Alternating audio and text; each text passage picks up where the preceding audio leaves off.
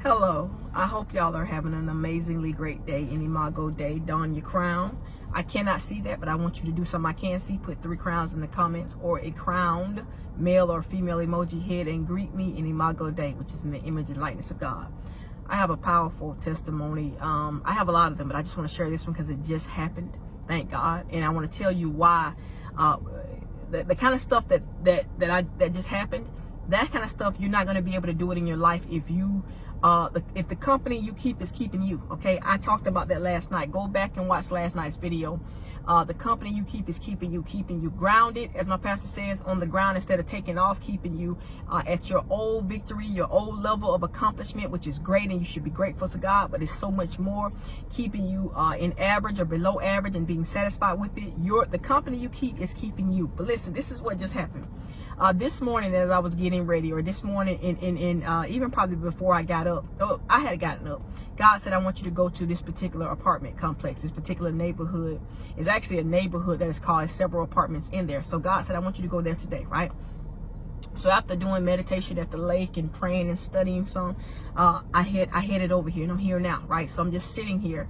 And I see a person, and I think I may have missed that opportunity because they came and parked directly behind me, but way back.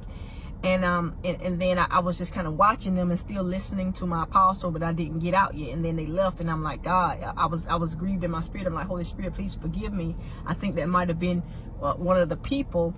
I don't know if he might have sent me here just for one person, but I was like, that might have been one of the people that you sent me here for. Please forgive me. I hope they come back, or I hope, if that's the case, hopefully I see them again. Please forgive me. And then I'm sitting, I'm waiting, I'm listening to my apostle, I'm reading the word as he instructs us, go to the scripture, whatever. I'm praying, and I see another gentleman step out, and he's kind of just wandering around looking like, he something's heavy on his mind. It's like when people take a smoke break. I didn't see him smoking, but he looks as though, he's out just kind of trying to clear his mind. And Holy Spirit alerted me to him, and Holy Spirit said he's going to walk this way a little bit. He didn't come all the way down to where I am, but he walked this way. So I blew the horn. He looked up like, who are you? What are you? Whatever. He continued doing what he was doing. So I got out, and by the time I got out, he was looking up, but he wasn't. A lot of times people see you coming, or sometimes, and they go the other way. But he stayed out, and he was waiting. So I walked up and started talking to him.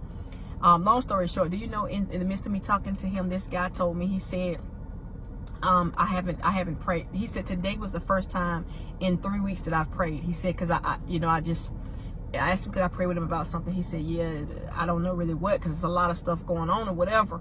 But he told me, he said, this is the first time I prayed in 3 weeks. I said, do you see how much God loved you, that he had me come here just for you? And of course, he rededicated his life to Christ. I prayed with him, prayed over him and his family. I know things have changed. Some things are in the motion. Some things have changed instantaneously.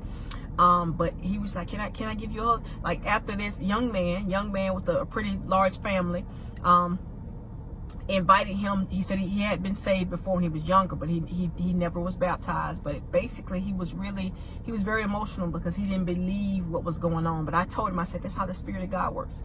And I was teaching him some things and sharing some things with him. But listen, to do that type of stuff and the kind of stuff I was talking about last night, I told y'all another specific example that happened a few months ago, where I was on my way to go resurrect somebody from the dead, as God had led me, but of course I couldn't, because the person's spouse wasn't having it. This person's spouse was in disbelief, or they were in disagreement, and God said, you're not going to be able to do it.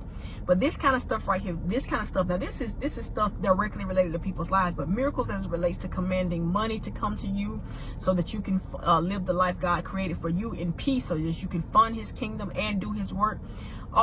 Some of this miraculous and just unheard of stuff, you're not going to be able to do it if you're around people who think it's foolish. If you're around people who are going to doubt you on every side, are going to tell you you're stupid, you're doing too much, you're not hearing from God. That's not God. That's old stuff. That's biblical stuff, but it's not for you to be doing now.